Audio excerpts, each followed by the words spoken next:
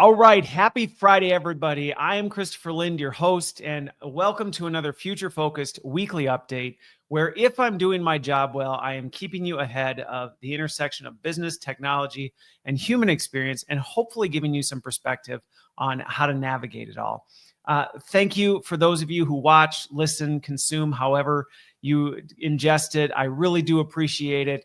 And I just would ask if you could, please do the social things. Share this, like it, subscribe, comment, all that good stuff to help others find it. And also just to let me know what you think, if there's things that I hadn't considered, or if you have different perspectives. I really do enjoy hearing things. And if you hadn't already heard, I am also trying to do every week a live Q&A on Substack at the end of the week after this. So that, if you have follow-up questions, I take some of the best ones that I get throughout, and then I actually do them again. And if you need help beyond consuming content, I also do this for a living. So if you or someone you know needs help guiding this on a more personalized level, you can find me on christopherlin.co and get my details and go from there.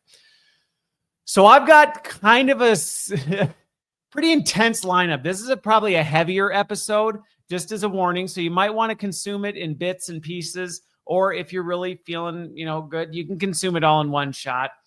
I'm going to talk about some of the latest findings from a Gallup report on worker wellness and thriving. I'm going to talk about Google Gemini, some of their latest updates. Specifically, I'm going to focus on VO2 and what that means for AI video.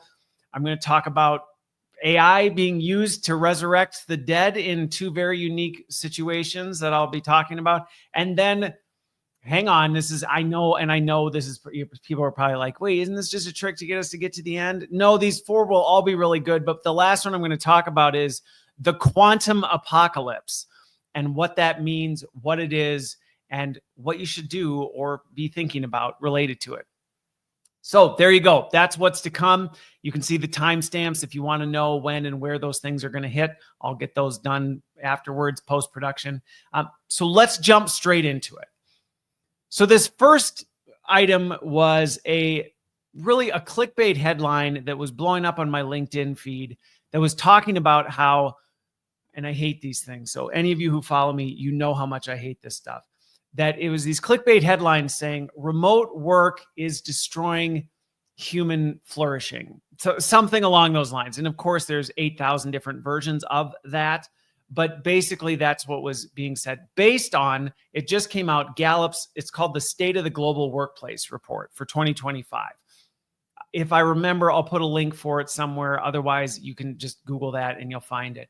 But anyway, it's a very robust survey study, out there about how people are doing in the world of work, and a lot of really good data around it, a very comprehensive report. You can kind of see where things are overall. Now, I will be the first to say it's not looking great, to be completely honest. Human thriving is going down big time. Engagement is low. There's some rough news in here, and I'm not going to hide that. But what I really wanted to focus on for the purpose of this was this headline around remote work is contributing to the degradation of human flourishing, and why not only can I not stand those kind of statements, but to unpack where there is some truth in what that is saying, but on a more complex level. And what do we do about it? Because the knee-jerk reaction, as many of the articles positioned it, was, well, see, here's more evidence why we need to get people back into the office, which not quite, because there's another statistic in there that contradicts that might not be the best solution. So I want to address this whole thing, because if you look at it, you will see that from an engagement standpoint, from a worker engagement standpoint, people how are they doing engaged with their work? Now, again, the statistics are really bad. It's like 21% engaged, 8 out of 10 people not engaged, 20% like actively disengaged. So almost as many people are actively disengaged as engaged. And if you've been in the HR space or just led a team, actively disengaged people can sink a whole ship. So having almost 20% of workers actively disengaged with well over half just kind of meh, I'm here, that 21% is not great on an average.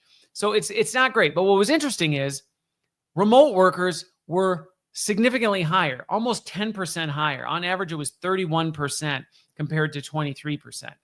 So logically, you might go, hooray, like here's a whole cheer for remote work. This is the data. And this is why if you think I'm just pro-remote, you're going to hear that that's not the goal of this. You could use that data and cherry pick it and say, here is conclusive evidence that remote work is better for people. They are almost 10% more engaged in their work. I don't think that's a fair way to approach this. Is it at least noteworthy that remote workers tend to be more engaged with their work? Yes, and I will give some context behind that because I've worked remote, I've worked in an office, I've worked hybrid.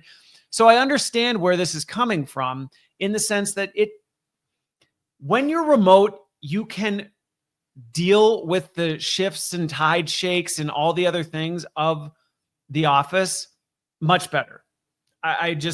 It's easier to deal with the ups and downs and things like that. You balance out some of just the drama and the frustration of work because there's just things about it that you don't have to deal with that help you balance it. So it doesn't surprise me at all that remote workers are more engaged with work. They've got more headspace. They can, just deal with things better. So that good.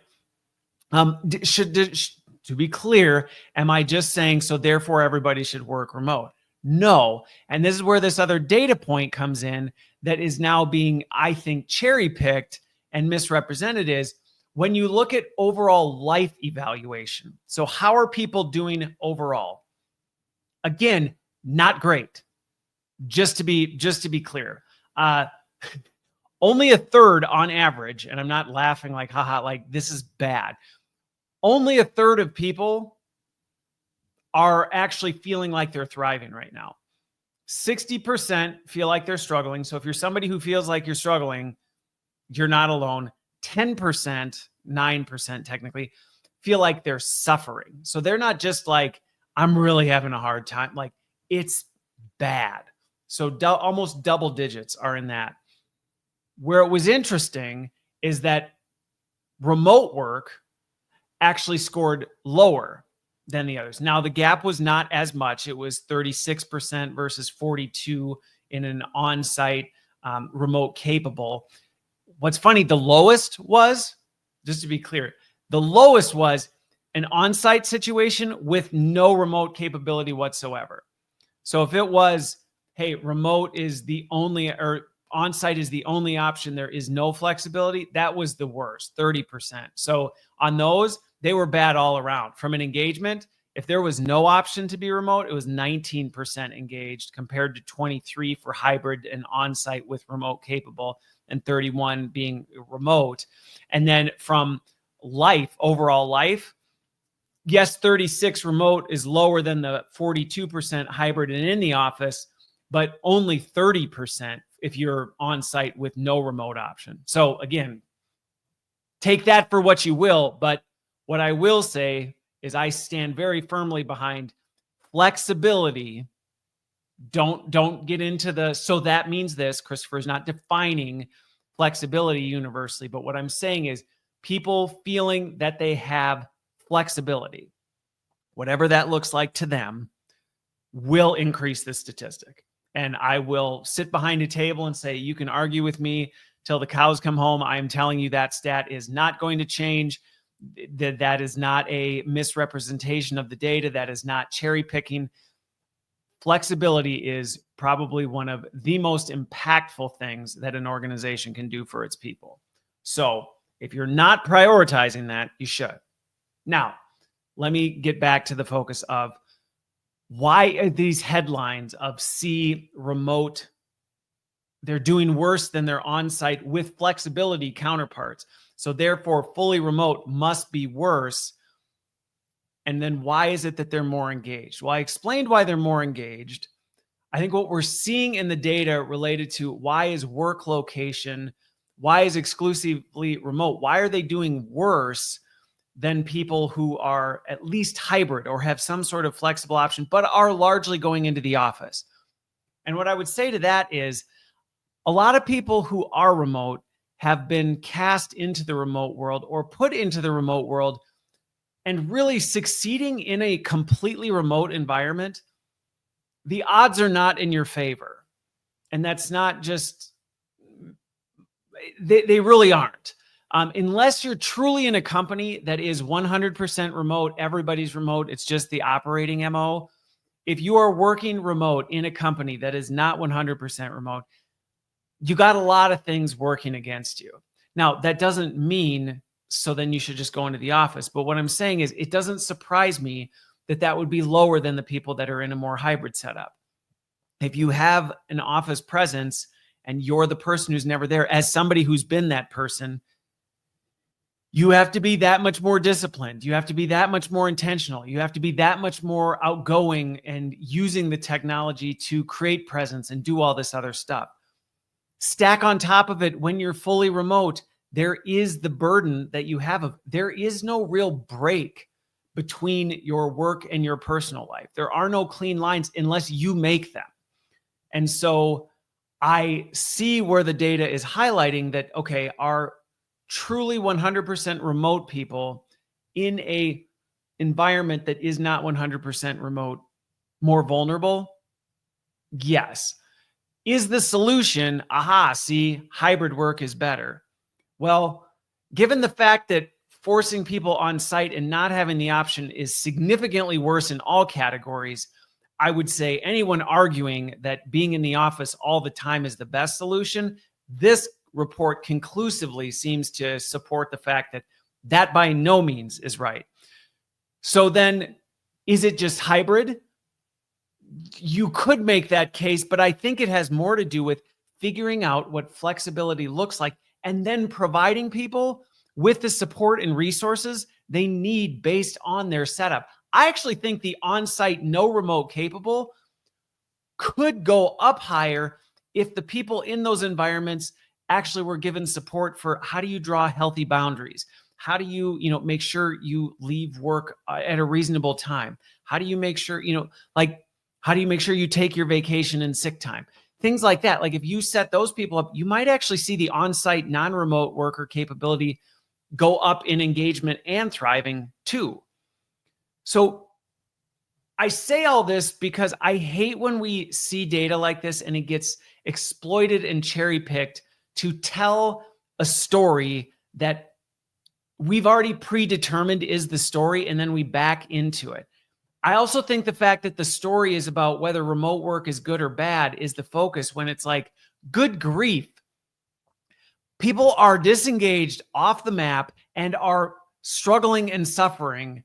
And we're over here arguing about where they should get their work done. It's like we're standing on the driveway arguing about who left the front door open as the house is literally burning to the ground. So that's the other part of it that I feel is just not accurate and unfair and missing the forest through the trees. But I wanted to be able to give some clarity to this. And I would encourage you to go download the report. Check out the State of the Global Workplace report. I'm not sponsored by Gallup. They didn't pay me to say that. But it is a really interesting report to see the global dynamics of how things are doing, how they're going. You can see where globally certain areas are doing better than others. But overall, the data is not great. And I think we're focusing on the wrong stories rather than figuring out one thing that is clear from this report. Flexibility is better for work engagement and life engagement. Period. It's just better. That doesn't mean make everyone remote. That doesn't mean make everyone in the hybrid. What it means is figure out how do you help people have a more flexible life with that. Clearly from this report, people need support and help. They are struggling right now. I don't care who or what environment they're in or what the setup of your workplace is. Your people need help. There's no saying, I think we're good.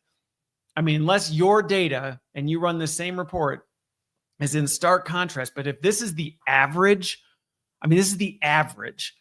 This means that half of the things are lower than this. Just remember that too. This is averaged out. So if on average, thriving is 33%, 58% are struggling, and suffering is 10, that means there's a lot of companies that are in a much worse situation. So I brought up the DDI leadership report that I think is highlighting some of the crisis that we're in from a state of work. I think this Gallup report is also highlighting yet again why we have so much work to do. And you can look year by year how it's going. It's not going in a positive direction. It's not like, well, we're here, but this is on the way up. It's like, no, actually, I would say we're on the way down or staying flat. In some of the areas, we're going down pretty significantly. So anyway, that's where I'm at right now. I think, again, I'd encourage you to do that, but please, please, please, please, please don't get hung up in the what way of working is right. Please focus on flexibility is what people need. Let's figure out how to get them that and make sure that they have the resources they need to be successful in whatever setup they're in. And let's go from there. Okay. All right. So let's move on to Google. If you have not been following them, they've done a lot of work around Gemini, has been making some major advancements. I'm not going to sit and break down all of the different model differentiations, but now the general model is 2.0. Flash, I think, is the main one. 2.5 is out now. They're more advanced, capable model, which is pretty powerful. I've played around with it. It's pretty impressive. I like to kick these things around. Then the one I really wanted to focus on, though, was VO2, VEO2. You can Google this if you want to, but you should, if you use Google Gemini, and I have got a bunch of different models on my computer, but if you use the Gemini app, you may have seen this. Just like with ChatGPT, you can pick, which model do you want to use, and VO2 now shows up. You used to have to use it in their dev environment or something like that, but now it shows up in their regular environment. And what this is it's a text to video capability. You can create a text-based prompt, and it will generate an 8-second MP4 HD video based on what you told it. And it's impressive. It's impressive. Now, I'm not saying this is the first of its kind. I'm not saying all these other things. What I am saying is this is now becoming mainstream. So just like AI image gen, it took a little bit. You used to have like private credits to use it. It used to be a little harder to do it. Now VO2 is coming mainstream, and I think we're going to start to see this with other ones where everyday users, people who are just using the average app, have maybe, premium access through their Google account or something like that. Now, with the push of a button, click of a button, whatever, can now say, hey, I want a video of this. And I've played around with it. The outputs are stunning, to be candid. I mean, they are hyper realistic. The lighting, the shadows, the people in it, you would not be able to look at it and go, oh, this is AI generated. Now, granted, a lot of them look stock, like stock photography, but that's due to the prompt. And if you play around with the prompts, it doesn't necessarily look like, oh, you just went to, iStock video and grabbed a stock clip. Now, granted, it's only 8 seconds and things like that. So you might go, Christopher, why are you focusing so much attention on this? I'm focusing so much attention on this because just like I've seen over and over and over how people will see an image now, and as image gen has gotten better, people will see an image of something and it'll be used in a very creative way to enhance or blow up or, increase the clickability or believability of a news article or a post. A good example of this is when the hurricanes went through. There was all sort of AI slop that were fake images that were being used in news articles, shared all over social media that weren't even real. And I think people are starting to become, I don't even know that I would go this far, but we're becoming more aware that we should at least increase our awareness that just because you see a picture that looks real, don't trust that it is. Don't trust that it's even of a real place, of a real person. It might be completely fabricated. I think there's a growing awareness that that is a possibility, which can just heighten our attention. It can heighten our, scrutiny of what are we reading, things like this. But now that this is coming to video, this brings a new level of just caution that we need to exercise when we're seeing things. And you might go, 8 seconds. What's 8 seconds? Well, think about back when Vine was 6 seconds. You can communicate a lot in a few seconds. And if your goal is just to validate or verify or say, hey, look at this thing just happened, 8 seconds is an eternity if you're just trying to communicate something. Now, granted, the models are just trying to make sure they rein in abuse and things like that, make sure they aren't doing things. But you can drop in reference images. You can say, I want to make a video of this, and it's only going to get more advanced. So even if you look at it now and go, well, it didn't quite do it quite right. It didn't quite turn out how I thought. Yeah, but that was the same thing with AI image gen, where for a while, all you had to do was look to see if the text was messed up or if the person had a sixth finger. And you were like, oh yeah, it's AI generated. Now, I would say most AI generated images, you really can't tell if it's AI generated anymore. We're getting there with video. And so with things like VO2, now not only just being out there in the wild for developers, but readily accessible to the average consumer. So if, let's say, somebody wants to post a clickbait, rage bait post about this thing that just happened, and to give it additional credibility to make it more verifiable, they want to add a little 8-second HD clip that validates what happens. It's now possible with almost no effort. You literally could just take the content of the post and say, create a video that matches this. And within seconds, literally, I was playing around. It does not take very long at all. So what do you do with that? Because I can say this, I can make people go, oh my gosh, don't trust anything, all these other things. I think I'm going to give the same advice I consistently give as these things start to pop up, which is just slow down. Slow down and think to yourself, what really is this? And just because it's all over social media doesn't mean it's real. Things can spread so fast. So just because you've seen a video on, it made its way into this major news network, or it showed up on all these different social media sites, or it's making its way around, that doesn't mean it's real. It means that somebody could have easily just thrown a prompt into Google, asked for an 8-second clip of something, posted it, and for whatever reason, they perfected their prompt just right. And lest you think, oh yeah, but the models won't produce certain things. These things are very easy to jailbreak.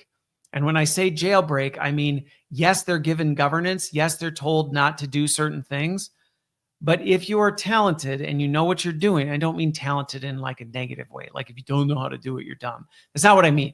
What I mean is, if you are experienced and seasoned at messing with these models, you know how to prompt it or say certain things or include something as a prerequisite to the prompt that will allow it to work outside of the governing guardrails that it gives.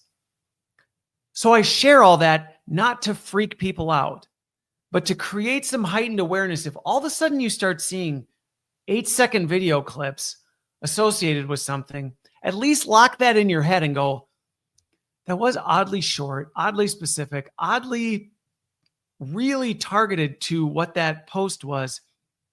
I should at least do a little bit of digging and say, hey, was this actually a real thing?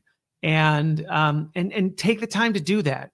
Please do that before you share things, before you like stuff, before you comment, before you let it even trigger your emotions, because there's a lot of stuff, and it's only going to become more prominent as technologies like this become so much easier. Literally, you can have Gemini on a mobile device, and you can quickly ask it, hey, can you make this video for me? And boom, but before you know it, it's on TikTok or YouTube or whatever. Or, hey, now and please don't hear me talking about this and think, oh, so it's all bad.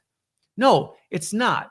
I actually love the fact that if I ever get capacity or time to do B-roll footage or do some things to enhance some of the video I create, I love the fact that instead of having to scroll through iStock or try and do all this and spend hours doing it, I can go, I know exactly what I want. Can I just get a video that portrays this concept and get it exactly how I want it? I think that's fantastic. I really do. So there are some really good, healthy, beneficial ways we can use this. It can streamline a lot of time wasted for people, but we just need to be aware it's there so we can have our eyes open, our ears open. We can be paying attention for this stuff. And so when we see something, it at least forces us to pause and go, what is the poster or the person behind this trying to do? What are they trying to accomplish? And is this video elevating that?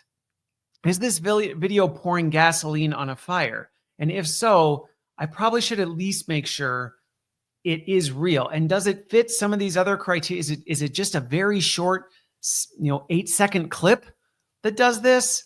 Because you're not going to be able to look at it and go, well, it looks like it really happened. Yeah, okay. That's going to become a terrible test for whether something is real on the internet. All right, enough with that. Let's move on to another AI use case that I have I knew this was coming. I've talked about it for a while. It's come up really over the past 2 years, and it's just getting bigger. So the two things have to do with using AI to resurrect the dead. Now, when I say resurrect the dead, I mean it in not a literal sense that, these people came back to life. So here's the two different stories. One was there's an Arizona guy, a man, tragic situation. He was killed in a road rage incident.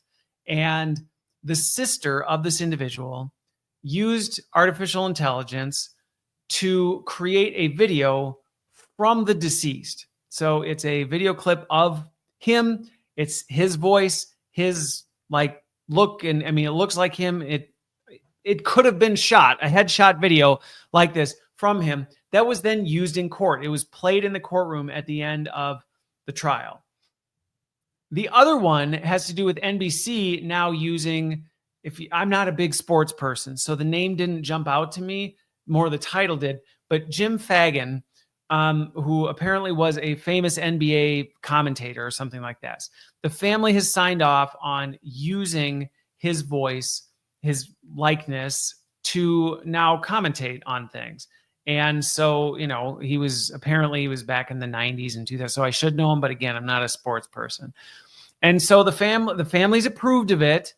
And so now they're going to bring him back to do this and kind of bring back his iconic legacy. And it's going to live on through the beauty and wonder of AI.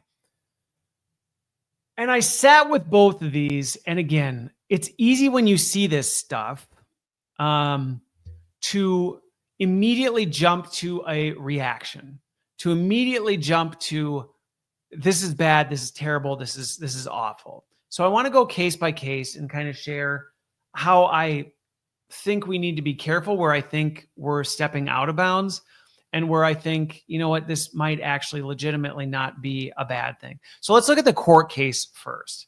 Okay. I dug into it because I was curious. So how did they do this? What did they actually do? Because it's actually not hard to create a headshot video of somebody based on, if you have a short video clip or even just a picture of the person. You can very quickly create an AI video of somebody. If you have even a sound clip, literally seconds, 8 seconds of their voice, you can create a full-blown visual or verbal clone of the person. Now, is it going to be and sound and look exactly like them? Are the mannerisms going to be the same? Is the exact tone and style? No, but close enough that unless you really, really, really, really knew the person, you would not be able to distinguish the difference. So I read, how did they actually do this? These were my biggest issues with the case one. And I get it. And I get where this comes from. So don't take this as Christopher's pointing his finger at this sister in the mourning family going, how dare you do something like this? I get where it comes from. This person was killed in a road rage incident. It was a true injustice what happened to this person. And you're upset, you're angry, and you want to feel like the person who suffered has a voice. And so I truly believe that what they were trying to do was bring this person back and say what they thought he would say to kind of close out the case. And it sounds good. It sounds good. And you might go, yeah, I can see doing that. But where I get hesitant in this, now in this case, my understanding of it was they did this after the conviction. I would have a completely different feeling about this if they did it in the trial. In fact, I think if we start seeing AI likeness videos and stuff used as evidence in the case, I would say that is completely unreasonable because it's not actually the person. Because here's where my real issues with it were, or my concerns, okay? The words he said were not his. The sister wrote it based on what she felt he would say. So that's where I really go, okay, see, this is a little bit different now because you're now asking this person who is no longer here to be able to say, hey, that's not what I would say, or that's not how I would want to be represented, or that's not even how I feel about it, type of a thing. You're now manufacturing what you believe they would say. And I have real issues with that, even in situations like this where it's like, well, but he didn't say that. And you're representing it as though he did. And you can say, well, you can put all the guardrails around, go, well, this is AI. This wasn't written by him. This wasn't, what he didn't consent to this. This is just our best estimate of this. But it wasn't, and you're not just doing like a documentary. You actually are using his likeness to be the person delivering it. And that's what makes me really, really uncomfortable with things like this. Now, here's where I would say, okay, look, I could see something like this being acceptable. Let's say this individual was very sick in the hospital and somehow had a traumatic injury that resulted in grotesque, deformities, and he lost his voice and whatever. And he wrote a script out and wanted it to be represented as a version of him that wasn't this. And he consented to that. Okay, I could see that. I could even maybe get on board if it was something that he did, wrote, said in the past, and now was pulled together and, you enhanced it with a version of him, a likeness of him, but it was actually his writing, his words, his thoughts.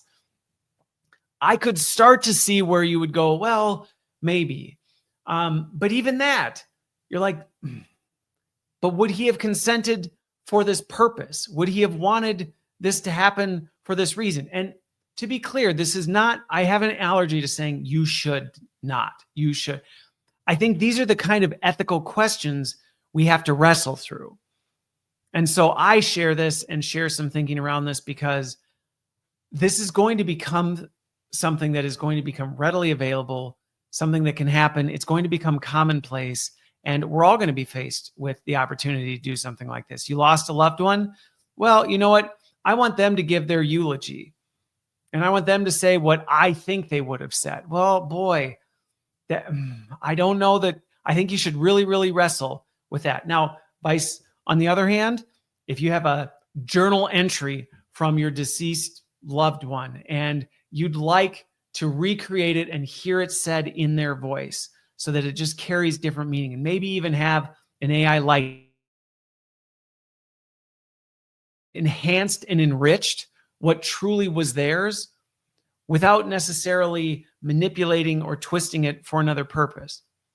Okay, then there seems to be more room in that to play within the ethical boundaries. Now, I'd love to hear your thoughts on this, but that's where I sit wrestling through this. Now, as for the Jim Fagan one, or Jim Fagan, this is one I really felt more strongly about, as I don't think this is an okay thing to do.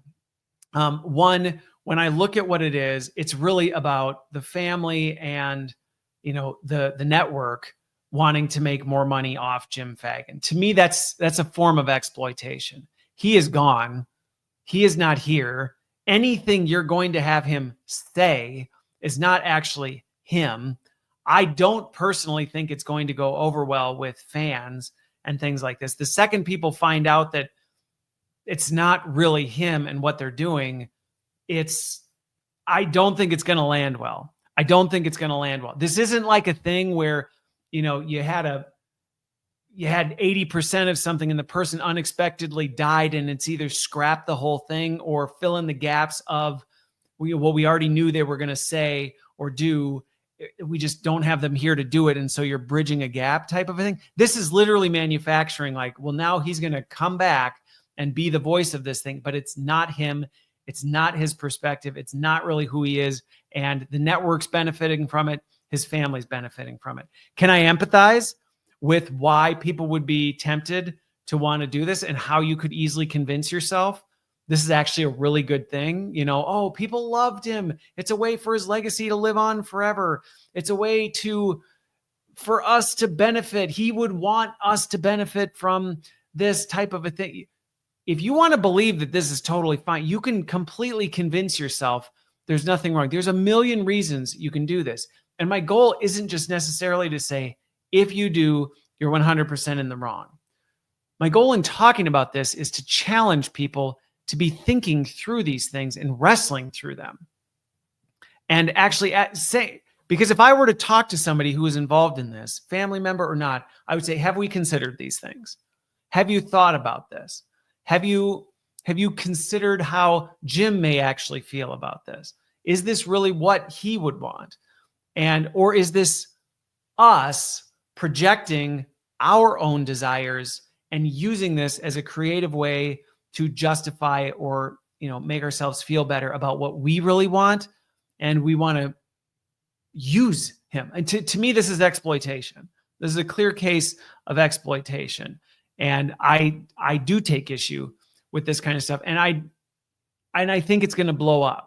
I don't think it's going to go over well. And the fact it was on Futurism and the fact people are already starting to hear about this and not necessarily be really happy about it, I think is an indication that we inherently have a sense that there's just something not okay with using somebody in a way they didn't consent to and saying, well, but it's fine because we know enough about them to decide.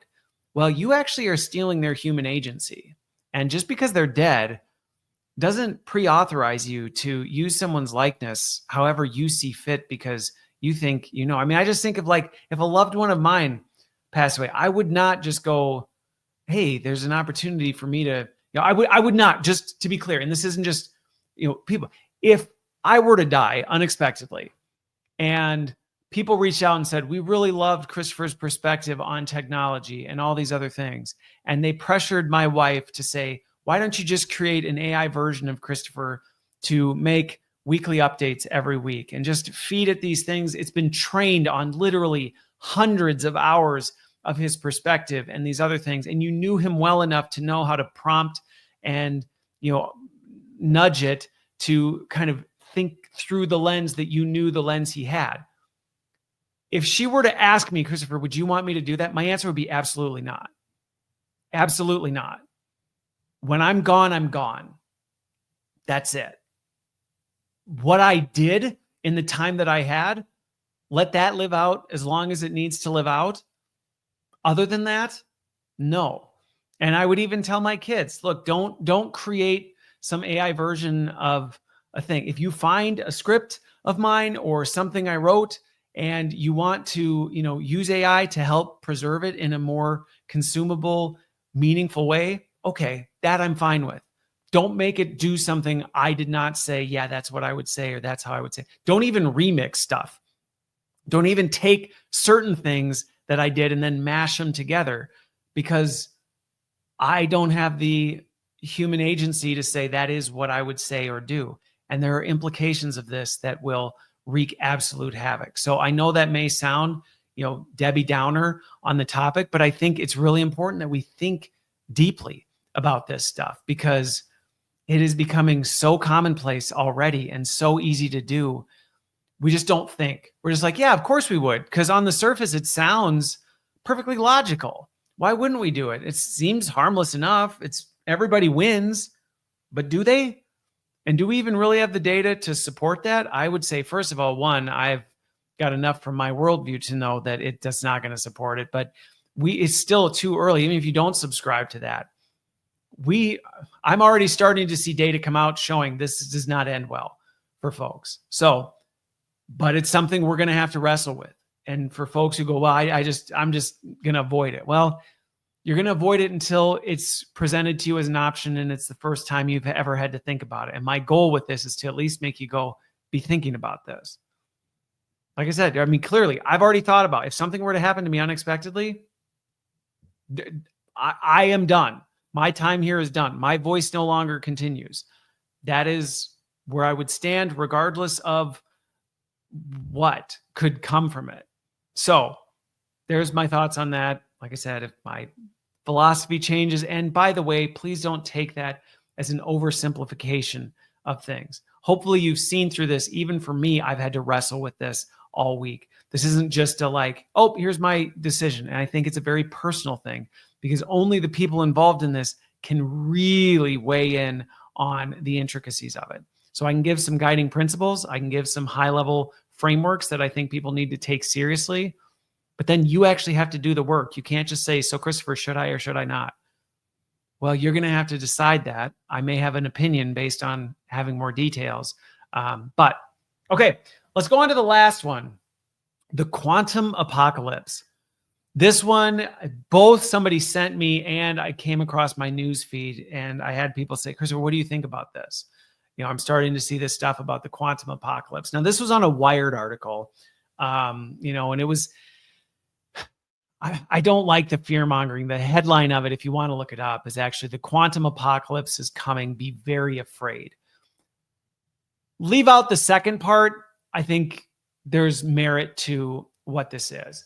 So I want to explain what it's getting at and why it is something I think we need to be paying attention to, or at least cognizant of, while at the same time, I don't think that be very afraid is very helpful. I think people are already dealing with enough fear and uncertainty and anxiety around things.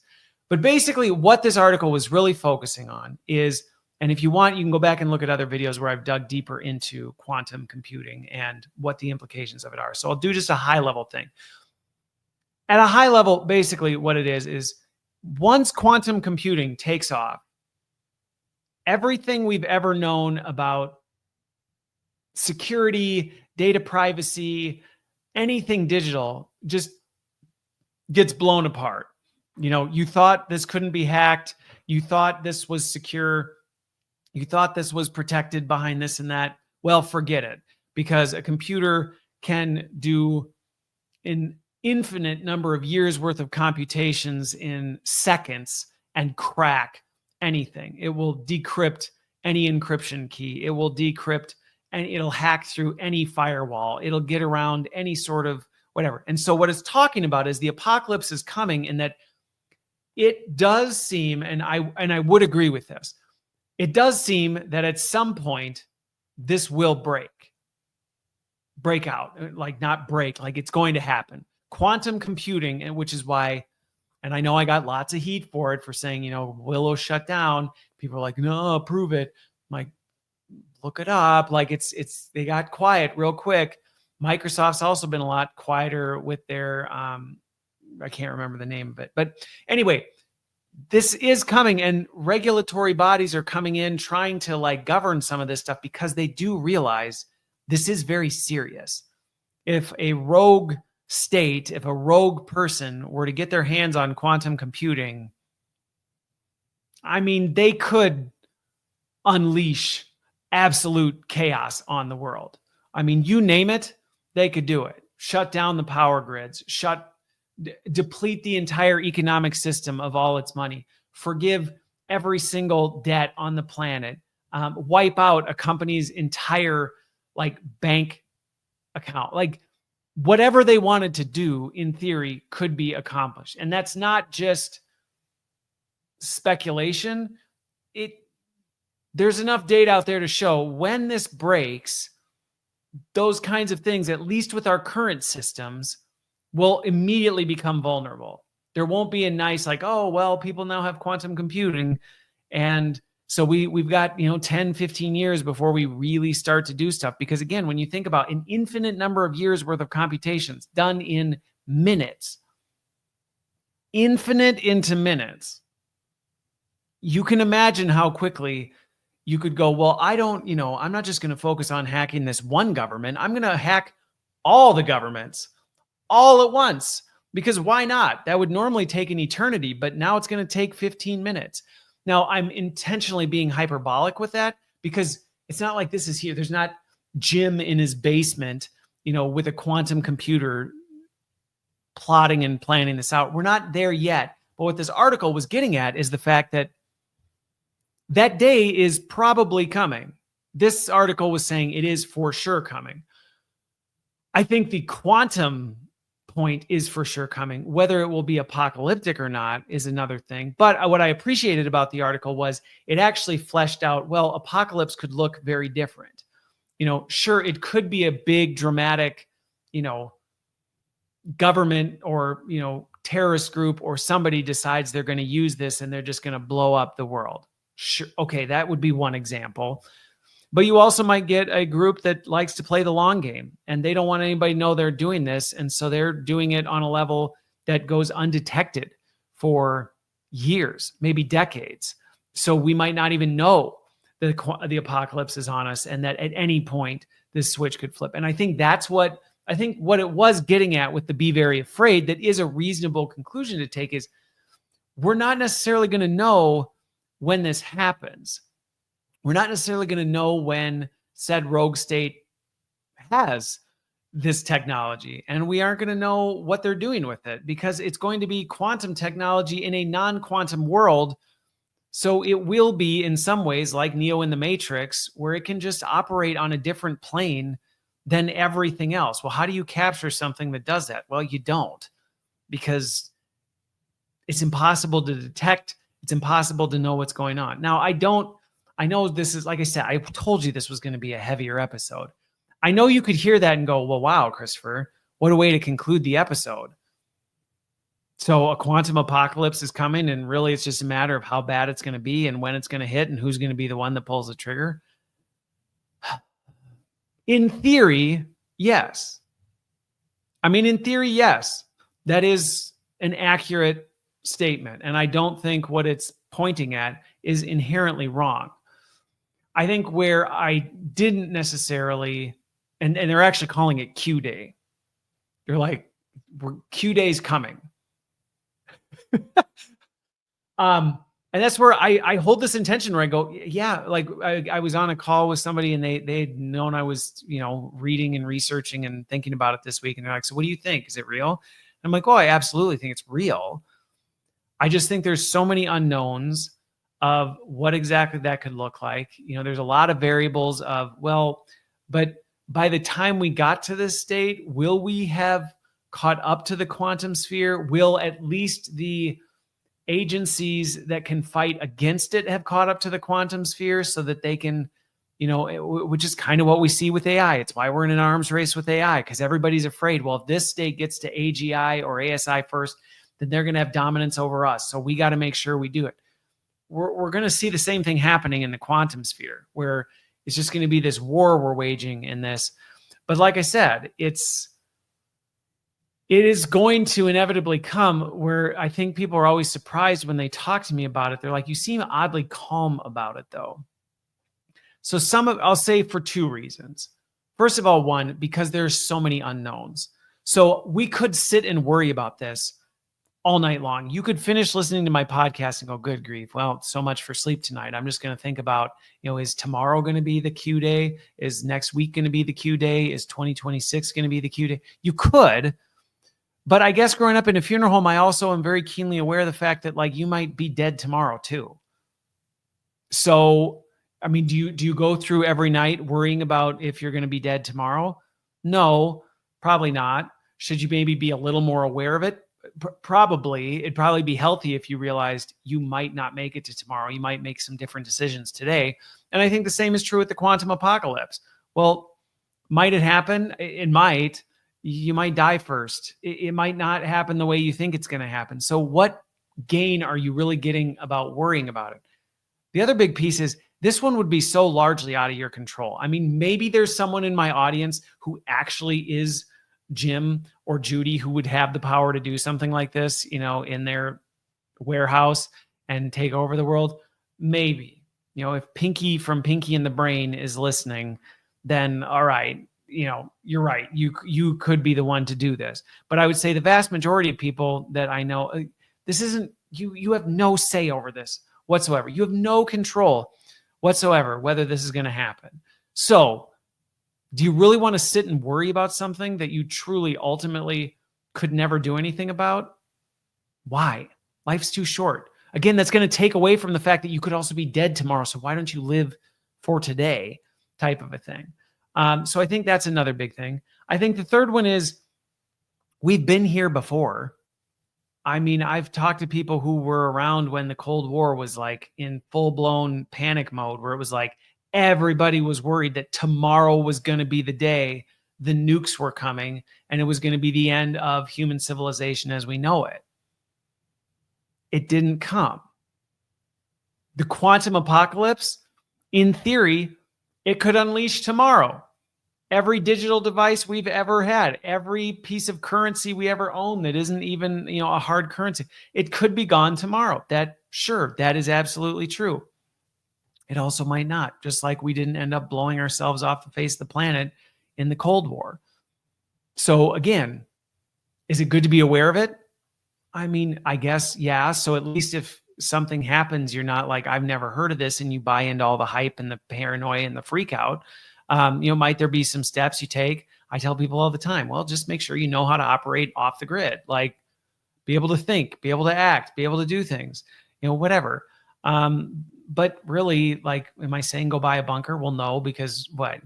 We've seen how that works. I've seen, countries, I watch enough Yes Theory to see certain countries where people are living in building bunkers to prepare for a war that never comes, so I don't think that's helpful. And I guess the last piece is, for me personally, this has to do with my worldview, which is very much, look, the chaos waters are literally being held back at any moment. At any moment, they could collapse in. It could be quantum. It could be hydrogen bombs. It could be the sun burns out. It could be any of these things. And sometimes, if you really start to think about it, you will never sleep again. And so for me, I rest in the hope that when the time comes, it's going to come and God's going to take care of it on his timing. I don't need to worry about it. So I'm not going to. I'm not going to stress about it. I will research and study it so I'm aware of it, so that I can kind of keep an eye on, hey, like, what kind of risks might we need to prepare for? This would be one. I don't know that there's a whole lot anybody I know personally can really do to prepare for this one, but certainly an interesting thought experiment. So with that, there you go. We'll end the episode on the inevitable apocalypse that may or may not come. And, so go out, hug your kids, kiss your wife, have a great weekend, and we will